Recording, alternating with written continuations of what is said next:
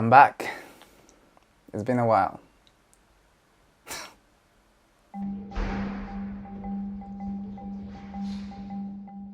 Bonjour YouTube, welcome back to our channel, and if you're new here, my name is Anton and I'm part of Anton and Sinan channel, where we publish weekly videos of travel across France, where we discover the country and also the life in it. So today's episode is going to be one of those episodes where it's not about travel and it's more about what happened to me. Avant de commencer cette vidéo, je voudrais remercier tout le personnel médical, des infirmiers, des brancardiers, des médecins, des anesthésologues et bien sûr mon chirurgien. Vous avez sauvé ma vie et je suis reconnaissant. Votre travail est inestimable et je vous remercie du fond du cœur. Merci. So it all started 2 Tuesdays ago. On a Tuesday, obviously. It was in the evening, I had finished work and suddenly had this horrible pain in my stomach, which was like in the upper part of my stomach. Like I thought it was my stomach, I thought I had eaten something wrong, I don't know. And it even like felt a bit on the liver side as well, so I was thinking, what is going on? It's so strange. And it felt like it was twisting me like that, you know, like my insides were all being twisted. And the pain was really strong, but it didn't occur to me that it would be something serious, because I thought, okay, maybe I just ate something bad, it will pass and everything will be fine. That evening I had some dinner and the pain didn't subside. I spent the whole night basically rolling back and forth, rolling side to side, and the pain eventually, gradually, spread out, and it went all around my stomach, and it went to my right side as well.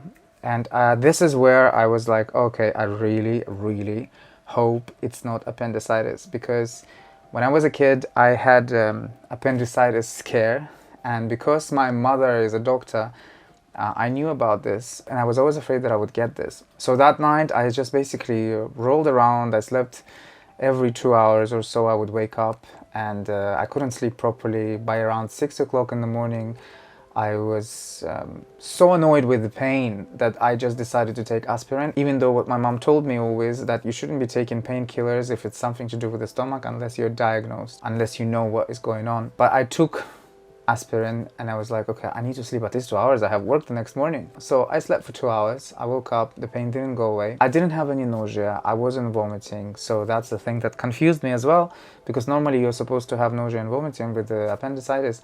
But in my case, I didn't have any nausea, but I did have dry mouth, and I did have very strange kind of fever. It was between 37 and 38 degrees Celsius. I also had constipation all of a sudden, like I couldn't go to the bathroom. Too much information, sorry, but I think it's essential for me to mention that. So the whole day on Wednesday I was working and the pain was there, but it really wasn't so strong, you know. It was there, it was always present. I felt very uncomfortable. My mouth was dry the whole day, and I was thinking, my goodness, if my mouth is dry the whole day, I don't want to admit this, but it might be appendicitis. I don't know. I'm not a doctor, so let's see. So I was really hoping that by Thursday it will go. Sinan came home on Wednesday and he told me, you know what, if the pain doesn't go away, you should go to the doctor. You have to. I said, okay, sure. So Wednesday night continued as Tuesday night. I couldn't sleep. In fact, I think it was worse than Tuesday night, because the pain intensified. Again, there was no nausea, so that's the thing that was like stopping me. I was thinking, why do I not have nausea? If it's appendicitis, I should have nausea normally. I should be vomiting. None of that. But the pain was getting worse and worse, and I felt like my entire stomach was just like this, twisted the whole time, especially on the right lower corner. I was like, you know what, let's do some research. And I was researching and all the symptoms matched except the nausea. And then I found that there was one thing to check from one of the Russian websites. If you're laying down in bed and if you turn left to your left side, you will feel that something heavy kind of rolls over and it hurts. But if you turn to the right side, then the pain will subside completely, or almost completely. You will feel immediately much better. So there I was on the bed thinking, my goodness, please don't match. I turn left, it gets worse on my right side, and I feel like something is rolling over. Then I turn right, lay down on the right side, on my right side, and guess what? boom, the pain just disappeared. So I was like, okay, I'm screwed. It was 6 in the morning my time. I called my mother. I'm like, listen, this and this is happening. I'm not having any nausea, but this is happening. She was like, when did it start? I said, well, it started on Tuesday. Of course, she screamed at me. She told me, are you crazy? You're not supposed to be at home. You're supposed to go to the emergency immediately. This is most probably, this is like 99% appendicitis. You have to go right now. Stop the call. You go to the emergency room right now. I said, okay, fine, great. I'm getting an operation. Still hoping inside, please, please, please don't do that. So it's second day of hell. Basically, Tovka. So it's around 6 in the morning, 7 in the morning now. I haven't slept properly. I slept for 2 hours only. And I need to go to the hospital. I'm gonna try and go within the next hour or so. Sinan is at work. Obviously, I won't be working today. I'm going to go to the hospital and see what they say. I'm really, really worried that it's going to be appendicitis, right, in English. This is the thing. The symptoms have been fucking annoying. They've been going on since Tuesday evening. They haven't stopped. And I know that if it's appendicitis, you have to act fast. I've done some research as well. Apparently, I have around 36 hours after it begins. And then the chances of it rupturing increasing by hour or some shit like that. I can't remember. So I don't want to take a risk. I'm going to go to the hospital. But the thing that really upsets me is that if I have this problem and if I need to do surgery, first of all, I've never had any surgery in my life. I had one on my tooth, but it's a different story. And it was quite complicated. It took them 6 hours each appointment. So I had spent around 12 hours. But that's a different story anyway. And this time, I've never had anything cut open. And I'm freaking out, to be honest. I really hope I don't need to have it. But if it's the case, then I guess we just get on with it. And what upsets me the most is that I'll have to stop the gym for at least 3 weeks or so, they say. Especially with CrossFit, because we do a lot of heavy weights. We have a lot of movements that involve your midsection. You always use your abs. You always use them for everything, every movement, because you have to use them to transfer the power from your legs to your shoulders and stuff. It goes through the midsection. Anyway, and so I would have to stop CrossFit for like a month, which really upsets me, and I'm really upset about that, but I don't know, I will see. So I got ready. It was really difficult for me already at that time. It felt a bit strange and quiet and peaceful at the same time. I got ready. I didn't want to take an ambulance. I didn't want to disturb the neighbors. I didn't want to freak out our cats. So I got ready. I prepared a bag with a few things as if I'm going to stay in the hospital. And I left home and I took a bus. Before I took a bus, I passed by our church, to talk with the big guy. And then I took a bus and I went to our local big hospital, to the emergency room. In French, it's called Urgences. And when I arrived there, they were not so busy, so they could see me quite quickly. The first thing they did, they put me in a separate room. So I'm in the emergency. I'm speaking low because there are people next to me on both sides. It's quite nice, just in a room. I think it's been an hour. I'm reading John Rivers. And still waiting for the doctor. But it's a nice room. It's clean. It's lovely. The doctor came, she looked at me, I don't know, and then she said that I will have blood test taken, which happened now. And I'm just laying down and waiting for results. They connected me to something there. And I am freaking out about this because I hate needles and I hate this. My blood pressure went up while he was taking the blood. I'm just really, I hate needles. I just hate needles. I hate being connected to things. I hate having needles inside my body. I can't. It's just, anyway, I'm trying to calm myself down. I wish Sinan was here. He needs to come here now. I don't care. Maybe 1.5 hours later, the doctor came to me with the test results. She told me that the rates of Laparoscopic, I think it's called. Basically, the inflammation numbers are high, and that means that I had inflammation inside me. And she was like, but listen, before we proceed further, I need to do a CT scan so we can see what is going on inside your body. I said, okay, sure, no problem. It's not like I have a choice anyway, I'm here. So she sent me to do the scan. The scan is so crazy. It's just this huge machine. Over here, you can see it. They put me on, and the ladies were there. They were so funny because they were like, oh, what's your weight? I think they need to calculate the weight. According to the weight, they give you the dose of the product that they inject through the vein as well, through the same IV thing. They were like, it's gonna make you a little bit hot, and you might feel a little bit of a metal taste in your mouth. I said, okay, sure, no problem. And there I was laying down, you know, with this huge ring around me, and they started injecting that thing. It made me feel really strange. It was really like warm and bizarre, you know. It warmed me up, but not too much. It was strange. It was a very strange feeling. I think 15 minutes later they were done. They put me back out. This is the moment where I started getting a little bit emotional, because while I was waiting for my scan, first of all, there was this elderly man who looked like he was 100 years old. He was really old, and he looked so helpless, and he looked ill. And I was just thinking, my goodness, this is so sad, you know. And then suddenly we saw this emergency team coming over, pompier. They brought a man who had huge problems with his head,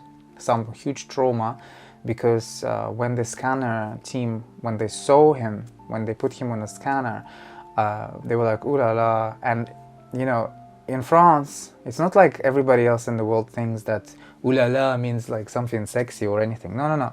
In France, ooh la la means like something like, oh my god, like, oh wow, you know, like kind of like, oh wow, like if you tell someone something bad. So in this situation, the scanner team doctor, the woman there, when she saw the man, she was like, ooh la la, I have never seen something like this, something this bad. So this is where I got emotional a bit. I was sitting there and thinking, okay, I'm gonna get operated on.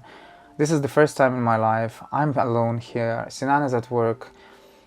He's texting me constantly saying, no, it's not gonna happen. You're not gonna get operated on. Everything will be fine.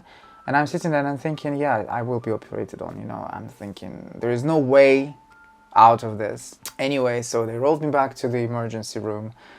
About an hour later, the doctor came to me and she was like, you have appendicitis. It has to be removed. We will operate on you in the evening. The surgeon will come. I'm going to call him and he will come. I said, okay, sure. I'm sitting there thinking, that's it. Done. Fini. I was waiting for this. I knew this was gonna happen. I don't know how the hell I'm gonna get through this. So of course immediately I tell Sinan. Sinan left work immediately to come, and there I was sitting, and then suddenly one of the nurses came to me and she was like, since you're going to the operation block, you're not allowed to take anything with you. It's for security reasons, probably hygiene and all of that. So basically what's going to happen is that we need to take everything off you, everything. And so goodbye dignity, goodbye everything, you know. I removed my piercing, I removed my rings, I removed my bracelet that I had, I removed all of my clothes. They gave me this rope that was, obviously it's for the operation block, so the rope is like from disposable type of paper material, so it's semi-transparent, you could see. So she was like, listen, the rope is semi-transparent, but I'm gonna give you like a robe as well, like a, just it looked like a bed sheet type of thing. Ready. They offered me, they said, it's either you can keep your stuff in the locker, but you will not have access to it until 1 p.m. the next day, or you can give it to us and we will send it to your room after your surgery, or you can have someone from your family come in and take your things. I was like, I'm gonna have somebody come in and that's it. So Sinan arrived. I was like, yay, hi. Mind you, by then I hadn't drunk anything. I only had like 3 sips at 4 p.m. Because I knew from the morning, I knew if it's a surgery, and I had a feeling it's going to be the surgery, you shouldn't be eating, you shouldn't be drinking. your stomach needs to be empty, your entire thing needs to be empty completely. So I hadn't drank, I hadn't eaten the whole day. The surgeon came over. He was so funny. I immediately had confidence in him. He looked like, you know, he knew what he was doing. He looked like somebody who was doing a great job. You could see it. I don't know, I had a feeling it was fine. It was going to be okay. So he told me, you're going to be operated in the evening and in a couple of hours. He said, we have to operate immediately. So you will be picked up and taken to the operation block. I said, okay, fine. The brancardier came. They're the ones who make sure that they take you from one area to the other, usually on the stretchers, you know, the wheeled beds or the wheelchair. They put me on a wheelchair. Sinan was walking with me, and then they said that he cannot continue walking, of course. I had to go alone by myself. And so I had to be only with this guy. I don't know his name. He wheeled me to the operation block.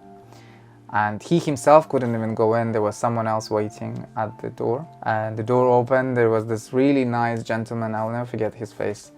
And he was like, are you okay, monsieur? I was like, yeah, of course I'm okay. I'm just terrified because I've never had any surgery done in my life. He was like, don't worry, it's gonna be fine. Ça va aller. I was like, okay. I'm like, okay.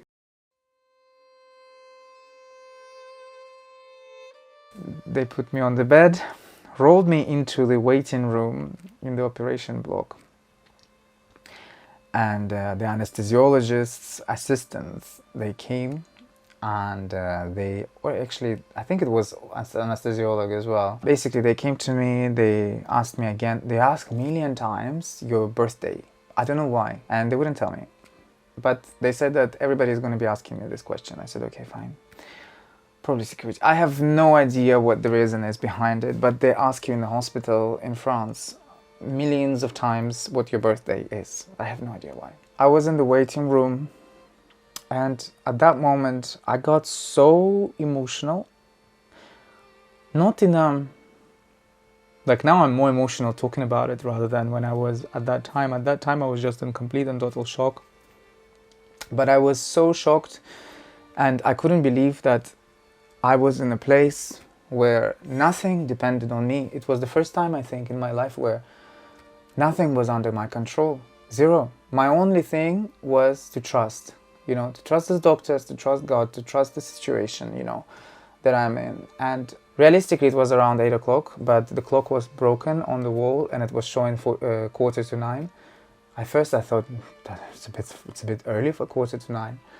But then I saw the sun, because there was this big window nearby, and I saw the sunlight, and it was the golden hour. It's my favorite time of the day. At that moment, this is the time that I felt, you know what, everything is gonna be fine. Like I felt there was something, like I felt like God was watching over me. I don't know. I felt like God was with me. I felt like everything was going to be fine. I felt like through the sun, and the whole room filled up with this golden light, you know. I just felt so calm all of a sudden, even though just a second ago I was panicking because I was thinking, Sinan doesn't know what's gonna happen to me. I don't know what's gonna happen to me.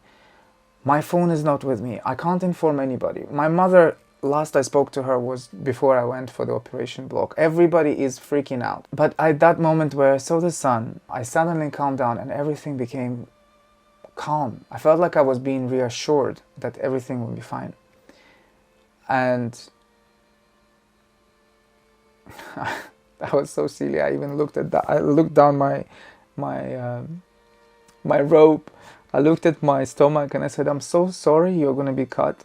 I'm really sorry. I was apologizing to my body for letting it get to this stage, you know, to this situation. Now that I think about it, I feel like it's a little bit crazy maybe to some people, but I was apologizing to my body. They came to get me. They drove me into this amazing, I'm not even joking. It felt like I was in some sort of spaceship. There was this operating room and it was like super white. Everything, you could hear like different beeps and sounds and stuff. As they were rolling me in, I saw the screen on the wall with the time 8:13, 20 hours 13, so 8:13 p.m. They put me next to this bed, the operating table, I guess. And everything was just so clean and soft, and it felt so nice. I assumed that everything that on there was disposable material, so because they cannot use it on anyone else, meaning that, you know, like the sheets, they're all like paper and soft paper, really, really soft. I got on the operating table, and the anesthesiologist, the main one, she was next to me, next to my head, and she was talking to me the whole time. She was basically saying, "Monsieur, don't worry, everything will be fine." And they covered me with this beautifully soft, super soft blanket. It had like a tube attached to it, and the tube was just basically blowing hot air inside this blanket, so it was really warm and soft and nice. She said, "Listen, it's not like in the movies. We don't put you to sleep with a mask on. It's not how it works. The mask has the oxygen coming in.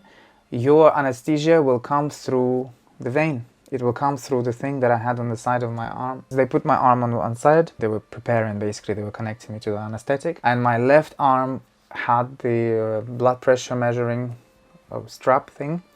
And I had to put it next to my left side. And they kind of like tucked it in a sense. And she basically put the mask on. She said, "Monsieur, now we have oxygen coming in. You need to make sure that you breathe really deep. Don't rush, but just take really deep breaths, because it needs to be working. You gotta work. The better you inhale, the better it is for me, the better it is for them, for the surgery, and, you know, please do it correctly." So together she was telling me, "Inhale, exhale, inhale, exhale." And I was inhaling like proper, you know. I was thinking, my goodness, I need to get as much oxygen as possible. She needs to get it done. It needs to be proper. But they were so sweet. She was calmly talking to my ear, and, you know, and then I saw the surgeon come in, and the same guy I saw earlier, the same man. And I was like, "You know what, everything," she was like, "Don't worry, we know our job. Don't worry, everything will be fine." And I told her, I said, I have complete confidence in you. I trust you all. I'm not worried, I'm just stressed because I've never had it before. I remember breathing in maybe like maximum 5 times or 4 times, and I was out. I was completely out. Gone.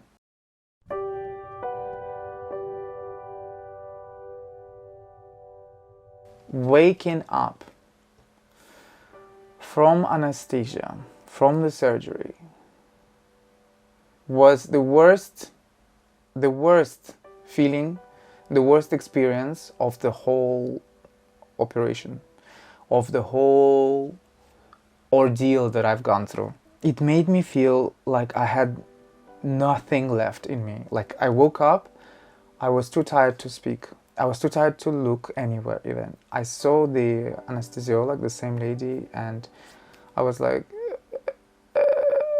I couldn't even speak, and I was like, eventually I managed to ask if it went well. My voice was like, seriously, I'm not kidding you. I've never, ever, ever in my life felt this tired. It was not even tired. I felt like, I don't want to exaggerate it because people say, "Oh, I felt like I've been hit by a truck." No, you don't know how it feels. If you get hit by a truck, you die. I felt like my soul was barely holding on to my body. That's how bad it felt. Really bad.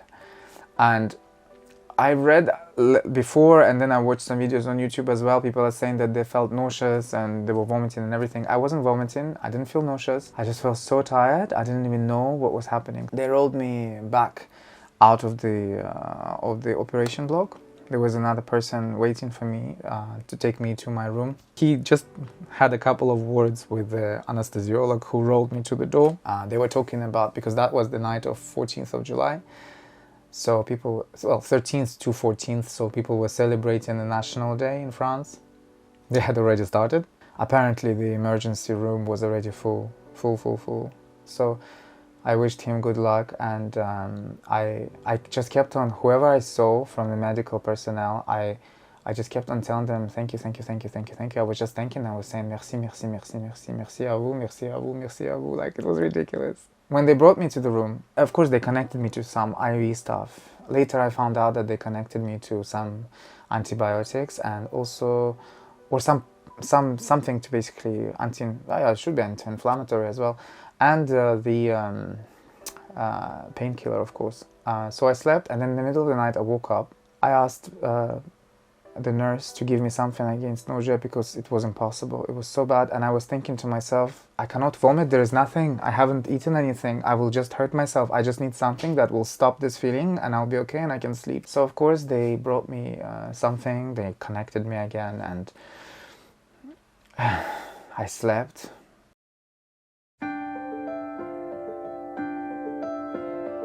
Alive here. Sinan has recorded me.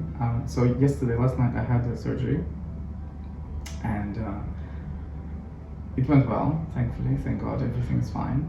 But I wouldn't wish one thing to my biggest enemy, is waking up from anesthesia. I just wanted to say that doctors, nurses, everybody who's working at the hospitals, I've always appreciated these people because my mom is a doctor as well, so I know this profession kind of well. I could never be a doctor myself because I'm afraid of blood and stuff like that, but I appreciate them so much and I'm so grateful to them, and people here, they're so nice as well. Obviously, guys, this is going to come out first before our already delayed episode that was supposed to come out this weekend. I won't be able to edit it, evidently why. So that will come out later, and yeah. Staff is real nice here actually. They are very helpful. They are helping. Of course, you have to speak French. I like this hospital. They have nice equipment. It looks like it's a private hospital. It's not, but I think they can compete because they will have new equipment. Everything is new. I really like it. When Sinan was with me, I suddenly had like really bad pain in my, in my belly and everywhere. So I called the nurse and I was like, can you please give me something stronger? She gave me like Doliprane, paracetamol and pills. Didn't do shit. Doliprane doesn't work for me. It doesn't work, okay? It doesn't work at all. It never works. I was like, it doesn't work. And so she was like, how do you feel about tramadol? I remembered, I'm like, oh my goodness. Tramadol is like this super strong painkiller that they use. Of course, it's restricted, and they use it for like patients who have like cancer and stuff like that. It's extremely strong. She was like, are you okay with that? Do you have any problems with it? Any undesirable effects, side effects? I said, no, I don't have any side effects. She gave me that in my vein through my IV. Immediately the pain went away. So Sinan went home. I'm alone now. I'm alone in this room today. The other very courageous man was moved out. He checked out today. Why I call him courageous? Because he's courageous. Sorry. He has this huge problem in his health. He had like several surgeries, and he's had so many needles in him. Bless him.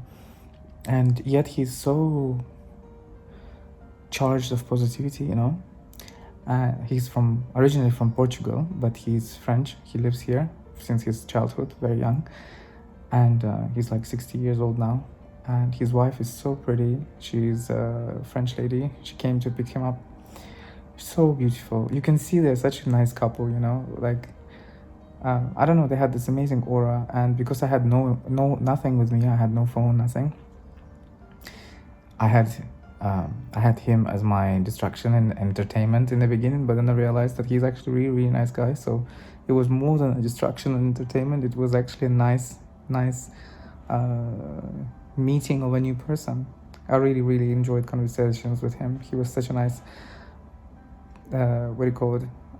hospital roommate, I guess.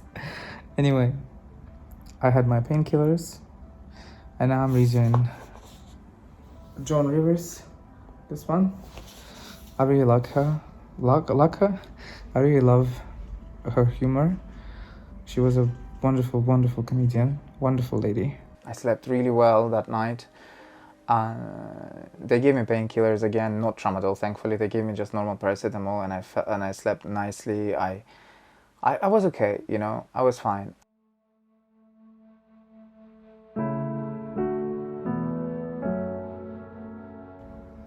Salut everybody. Woke up at 5-something o'clock today with horrible pain. I feel like my body is, the first day after the surgery, you kind of feel a little bit drugged up, you're kind of like pumped with everything, so you don't really feel much.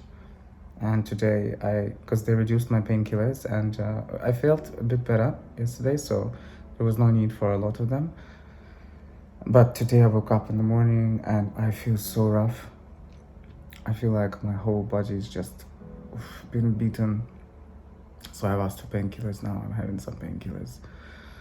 You know, it's so funny because they give you like this thingy to go to the toilet to while you're in bed. And I can't do it. Psychologically, I just can't do it. I tried yesterday, I couldn't do it. Tried today again because I was attached to the thingy. So I was like thinking, you know, I'm gonna use this. Please, Anton, please try and use it. I psychologically cannot use this thing. It's like a duck kind of thing, you know. You put it next to your and then you try to go to the toilet and try to pee. It doesn't work. It doesn't work. So I had to call the infirmier. Sorry, I'm still burping. Sorry. I had to go to the infirmier and I had to call for her to come. She came and she detached me out of the bathroom. No problem. And came back. So it's all psychological. I can't use this thing. It's ridiculous. Anyway, it's early morning. I'm gonna read some John Rivers. My goodness, this book has really kept me sane because I took 2 books with me. I took John Rivers' Diary of a Mad Diva because I know it's a funny book. I'm almost done with it, but I thought I would like to have a laugh in this time. And also I cannot really laugh too much because my areas, like my entire body hurts, especially my stomach area. And then I took a second book about the loss of Titanic because everyone is talking about Titanic now. And I thought, okay, why not try and read something about it, even though I know the story, but apparently there was a book released, a small book, was released by a person who was on the ship itself. And he gives like a first-hand recount of his experience. So I wanted to read that, but then I haven't come to it, you know, like I don't want to read anything that's like negative. So I've been just reading John Rivers. Can I just add one thing? How much I appreciate Joan Rivers. Like I was never a fan of hers, like too much of a fan, but I appreciated her humor. And I feel like we're living in time now where comedians are boring because they're all afraid now. They're afraid to say something to offend someone else or to say something that will be, oh, so shocking. And you know, I think it's wrong because comedy is supposed to be like that. It's supposed to be on the verge. That's what makes comedy. When it's clever, it could be offensive for those who don't understand humor, but those who have a sense of humor, they can actually really enjoy it. And I think that's what makes a really good comedian. And to give you an idea about my humor, for instance, I love John Rivers. I love Absolutely Fabulous. Obviously, Jennifer Saunders and Dawn French. Yeah, Dawn French, that's her name. My head is still a bit funny. I love Little Britain. I love Family Guy. I like humor like that, you know? And I think it's a risky humor, and I think that is the humor that we should get back to, you know? Because nowadays, comedy is so boring. It's just so plain. It's so stupid. It's so, I don't know, it's so flat. People are afraid to make a joke. They're afraid to say something. I mean, bring back more people like Joan Rivers. Obviously, she's passed now, but I mean, you know, that level. Anyway, and if you don't agree with me, let me know in the comments. But just to tell you, this book really helps when you are operated on and when you feel like absolute garbage. I'm being freed.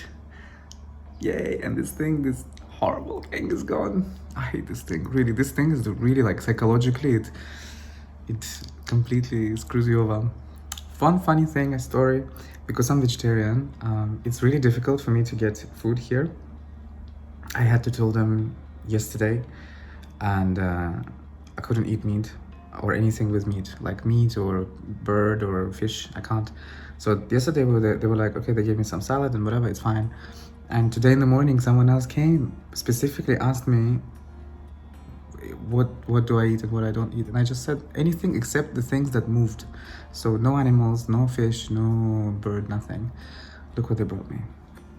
They brought me pasta drenched in pork sauce and pork. And the thing is, when you eat vegetarian food for many years, what happens is that you become really disgusted, like physically disgusted when you smell it. Like now, I opened it just to see, to make sure if there is sauce on the pasta or not. I opened it and it stank so bad. I know for people who eat meat, I'm so really sorry. It must have been really nice for them. It must be really nice and okay for them. But for vegetarians, it's really like, it hit my nose and I started getting nausea immediately. I'm like, ugh, close it directly. It's okay, I didn't make a big deal. I just asked them if you can bring me yogurt, extra yogurt and some biscuits. So I'm gonna have yogurt and biscuits, not a problem. It's okay. I'm happy about this. Of course, my entire body still felt very sore and I was kind of worried about it, to be honest. I was thinking, how the heck am I gonna be at home, you know, with this sore body and everything, I don't know. But at the same time, I really wanted to get home already. And we are leaving the hospital. Sinan is doing the last checks. We're gonna go catch a taxi and go home. Yay. Hope you enjoyed this trip with me. I have to say that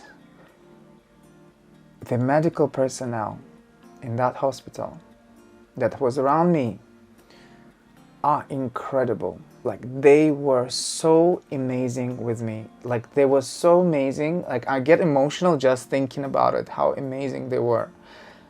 They made sure I didn't feel pain. They made sure that they took care of me. They made sure that they did everything that I needed them to do. And I wasn't really asking for a lot, but except one thing.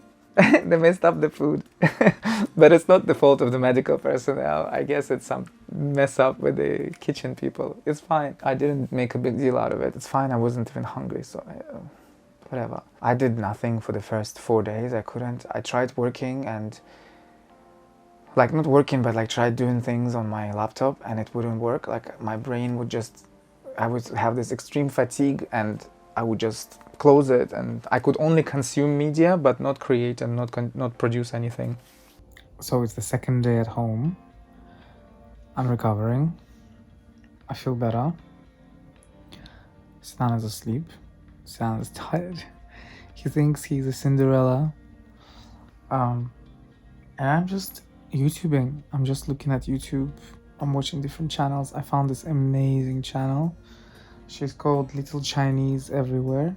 I love this channel. She basically, what she does is kind of similar to what we're trying to do in France, but she's doing the same thing in China, and she's actually Chinese, so she goes around smaller towns and like unknown places or lesser known places in China, and she discovers the country. I love channels like this because it's like you get to see the country that's outside just the main touristy places, you know? So it's amazing. Anyway, feeling better. My voice is a bit cracked because I think they intubated me. They just didn't tell me because I've done some research and apparently they do it very often during the surgery. So, and my throat has been killing from the surgery like since then. And it's not like cold throat, it's different. It's like at the back, it's like as if I scratched it and it's different, you know? Anyway, cats are with me, relaxing. Yeah, I'm kind of getting bored a little bit, but there's nothing I can do. I tried like I needed to send some emails, you know, and I tried working on the laptop and it only took me about 15 minutes or 10 minutes, even less. And I was tired immediately. I couldn't. It takes so much energy out of me. So, yeah.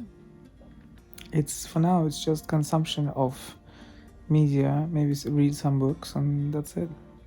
And eat. It's such a malicious situation, this whole appendicitis thing. You have to act fast. I didn't act fast initially because I was afraid. I'm going to be honest. I was afraid. I didn't want to have any surgery, but then I said to myself, Anton, you need to move. Thank God I have a doctor in my family who also pushed me, and you know, I was also able to research things in different languages so I could get information quicker and more of it. And you know, I'm making this video so you guys, whoever is watching, so you can first of all get an idea of how this experience is, of what to expect, especially if you're in France, It is a global procedure, just small details differ by country. It's a situation that you don't want to be in, but if you are in it, you have to act really fast. That's why I'm making this video. It's been a little over a week now. I am sitting, as you can see, I can sit. I couldn't do this until about 3 days ago. I couldn't sit for so long. I had to lay down. Everybody is different, so everybody recovers differently.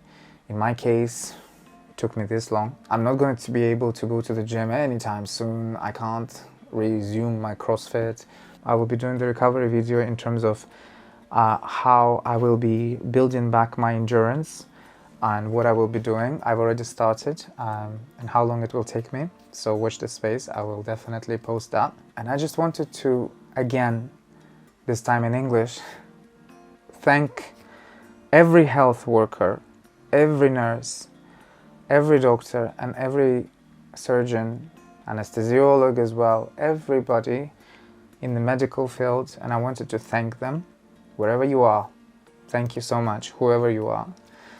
If you are in the medical field, you are like a different kind of person. You are on a whole other level when it comes to society, and you are special and you are amazing. And thank you so much for the work that you do. And I'm so grateful that, you know, France has this incredible health system. Yeah, I know people complain a lot and everything, but from my experience that I've experienced, from my personal account, it has been incredible, and everybody has been absolutely, I get emotional just thinking about it. They were such great people, and yeah, so I guess that's my story. That's my story about appendicitis, how my appendix left my body. I hope that this story gives you an insight on this procedure and how it's done. I will link the video of what I had. I had laparoscopy, meaning that I had 3 holes in my stomach. One is above the belly button and 2 on the side lower, like almost where the waistline is. And one more thing. During my recovery, I'm going to put a second video as well. There is this one physiotherapist that I found on YouTube.